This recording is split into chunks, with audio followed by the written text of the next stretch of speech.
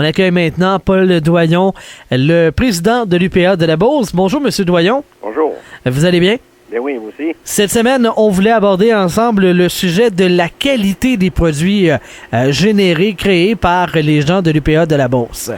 Bah oui, les gens du l'UPA de la Beauce puis les producteurs agricoles du Québec en général.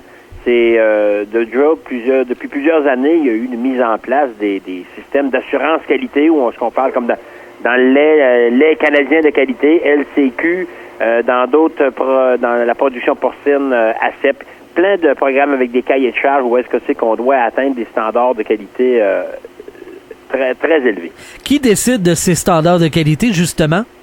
Pardon? Qui décide des standards de qualité? Qui les met en place?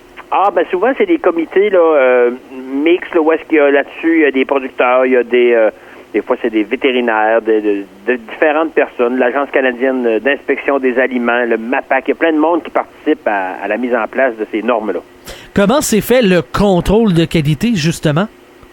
Ben, c'est ça, c'est par des inspecteurs qui viennent sur les fermes régulièrement, tant au niveau de la qualité des produits laitiers que de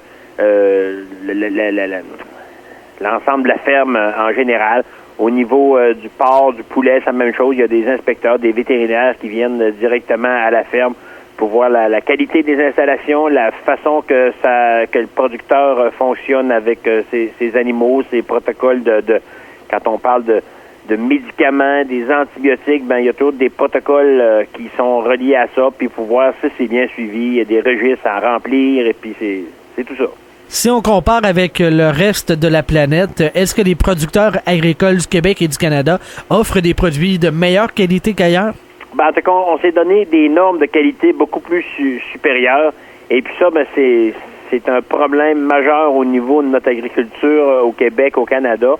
C'est qu'on est très gentil pour laisser rentrer les produits d'ailleurs sans savoir s'ils accotent nos normes à nous autres. Puis ça, ben, c'est un problème majeur. Ça fait plusieurs années qu'on décrit ça. Il y avait déjà eu mis en place par le gouvernement fédéral un secrétariat sur la réciprocité qui a jamais vraiment eu de l'impact. Et puis ça, ben, c'est vraiment déloyal parce qu'on prend au niveau de nos producteurs de porc où est-ce qu'il y a des médicaments, des hormones de croissance qui sont pas permis ici au Canada et puis qui sont permis aux États-Unis. Puis après ça, on se partage le même marché. Hein. Fait que c'est bien difficile à compétitionner dans ce temps-là. Parce que ici au Canada, vu les normes, ça coûte plus cher produire un même aliment X ici par rapport à ce qui se fait ailleurs. Mais quand on arrive pour le vendre sur le marché québécois, ben, les portes étant ouvertes, tout le monde a le droit. Puis finalement, la marge de profit est plus mince pour les producteurs du Québec. Absolument. Puis nous autres, on est toujours à essayer d'expliquer ça à nos collègues, à nos concitoyens, consommateurs qui vont à chaque semaine faire leur marché. Et puis, on les invite à s'informer auprès de leur supermarché. On les invite également à lire les étiquettes. Le logo Aliments du Québec, ben, on est sûr que c'est fait selon les normes québécoises. Et puis, on se fie beaucoup à nos consommateurs pour faire la demande des produits québécois, des produits canadiens par rapport aux produits importés. Puis des fois, le prix est pas si différent que ça, là. Est-ce que vous pouvez nous donner justement un ordre d'idée pour les variations de prix? Ah, je n'ai pas ces données-là devant moi, là, mais il y a des endroits où est-ce que c'est presque semblable, puis d'autres endroits, ben, ça peut aller jusqu'à 10-15% plus cher pour accoter nos normes. Là. Ce sera le sujet d'une prochaine chronique, mais je veux qu'on l'aborde quand même un peu parce que c'est dans l'air du temps, c'est dans l'actualité. Accord de libre-échange, le Canada est en train d'en conclure un avec l'Europe. Ça, c'est l'une des sources de problèmes pour les producteurs agricoles. Oui, absolument. Hier soir, justement, on était au congrès de l'UPA de la Beauce à Saint-Éphrem, et puis ça fait partie des discussions. On est profondément déçus de la tournure de cette entente-là. On nous avait toujours promis au niveau du fédéral de maintenir notre système de gestion de l'offre. Puis là, on commence à ouvrir la valve un petit peu où est-ce que c'est qu'on va pouvoir importer des fromages de l'Europe vers le Canada. Puis ça nous touche davantage considérant que les fromages fins, ben, c'est d'une de nos grandes fiertés comme producteurs agricoles du Québec parce que la production laitière, 48 près de 50 de la production laitière du Canada est faite dans l'est du pays, et puis au Québec et puis en Ontario.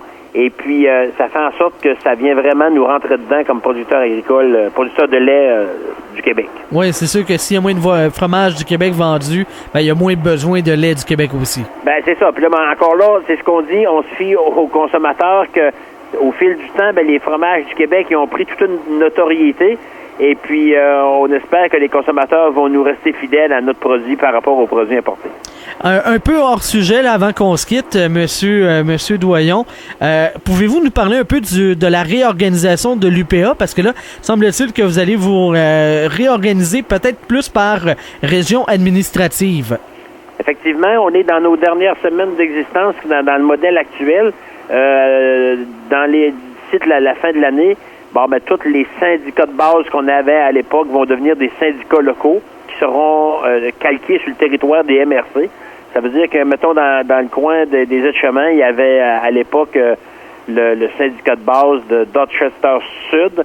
Ben, il va être fusionné avec Haute-Bellechasse, où est-ce que ça va devenir le syndicat local de la MRC des aides-chemins. OK. Puis les fédérations régionales, ben la Fédération de la Beauce va faire le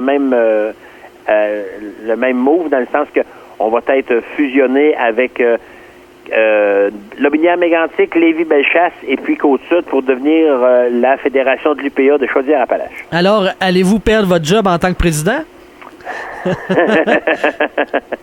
Ça va être connu à l'Assemblée de fondation le 10 de décembre prochain. Ben, je vous remercie, M. Doyon. C'est toujours très informatif et on se reparle la semaine prochaine. Je vous remercie. Merci, au revoir. Bonne semaine. C'était Paul Doyon qui est le président de l'UPA de la Beauce, presque quasiment futurement défunte UPA de la Beauce, qui va se transformer tranquillement pas vite en UPA de Chaudière-Appalaches. Mais on aura le temps de vous en reparler plus en détail quand justement cette modification sera mise.